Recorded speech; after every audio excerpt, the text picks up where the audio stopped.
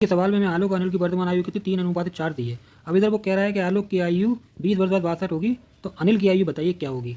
चलिए देखिए, आलोक की हमको कितनी दी है, आलोक की हमें दी है माना 3x, और अनिल की कितनी दी है, अनिल की हमने माना 4x। इनकी वर्तमान आयु यही है, ठीक है, इस समय हमने मान लिया। अब वो बोल रहा है आलोक की आयु 20 वर्ष बाद 62 होगी, यानी आलोक, ये वाले आलोक, इनकी आयु कितनी होगी 20 वर्ष बाद।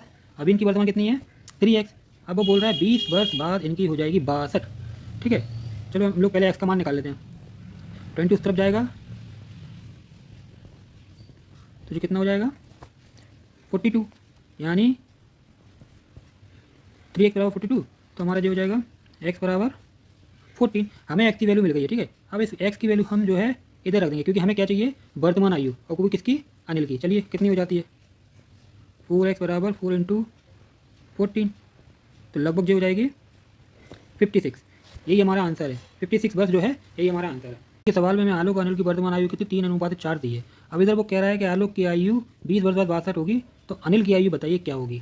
चलिए देखिए, आलोक की हमको कितनी दी है, आलोक की हमें दी है माना 3x, और अनिल की कितनी दी है, अनिल की हमने माना 4x। इनकी वर्तमान आयु यही है, ठीक है, इस समय हमने मान लिया। अब वो बोल रहा है आलोक की आयु 20 वर्ष बाद 62 होगी, यानी आलोक, ये वाले आलोक, इनकी आयु कितनी होगी 20 वर्ष बाद।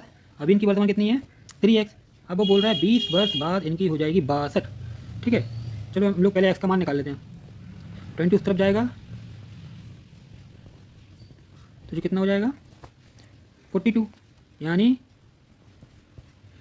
3x बराबर 42, तो हमारा जो हो जाएगा x बराबर 14। हमें x की वैल्यू मिल गई है, ठीक है। अब इस x की वैल्यू हम जो है इधर रख देंगे, क्योंकि हमें क्या चाहिए वर्तमान आयु, और वो किसकी, अनिल की। चलिए कितनी हो जाती है 4x बराबर 4 × 14, तो लगभग जो हो जाएगी 56।